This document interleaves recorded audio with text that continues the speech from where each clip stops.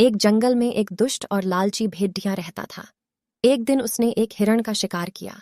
शिकार के बाद पर वह अपने लालच पर नियंत्रण नहीं रख पाया और जल्दी जल्दी उसे खाने लगा। इस जल्दीबाजी में एक हड्डी उसके गले में अटक गई। अब उससे न कुछ खाते बन रहा था, न ही पीते।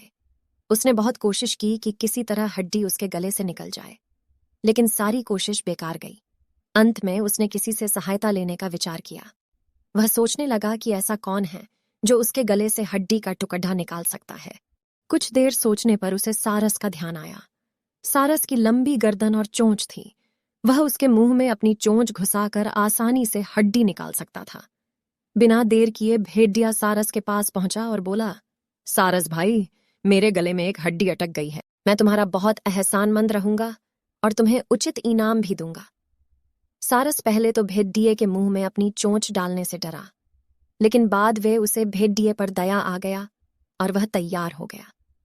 भेड़िए मुंह खोलकर खड्डा हो गया और सारस ने उसमें अपनी चोंच डाल दी, लेकिन उसकी चोंच हड्डी तक नहीं पहुंच पाई। तब उसे अपनी आधी गर्दन भी भेड़िए के मुंह में घुसानी पड़ी। सारस की गर्दन मुंह में जाते ही लालची भेड़िए के मन में लालच जागने लगा। उस सोचने लगा कि यदि मैं इसकी लजीज गर्दन को चबा पाता तो मजा आ जाता। लेकिन उस समय उसे अपने गले में फंसी हड्डी निकलवानी थी, इसलिए वह मन मार कर रह गया। कुछ ही देर में सारस ने उसके गले से हड्डी निकाल दी। हड्डी निकलते ही भेड़िया जाने लगा। न उसने सारस को धन्यवाद दिया, न ही इनाम। सारस ने उसे रोक कर कहा, मेरा इनाम कहाँ है? तुमने कहा था कि तुम इस काम के बदले मुझे इनाम दोगे।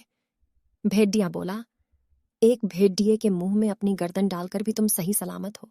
क्या यह तुम्हारा इनाम नहीं है? इतना कहकर भेड़िया चला गया और सारस मुंह लटकाकर खड़े रह गया।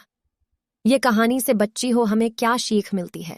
यही कि लालची और दुष्ट व्यक्ति से कभी कृतज्ञता या पुरस्कार की अपेक्षा नहीं करनी चाहिए। ऐसे ही कहानी और देखने के लिए हमारे चैनल को लाइक करो और सब्सक्राइब करें। धन्यवाद।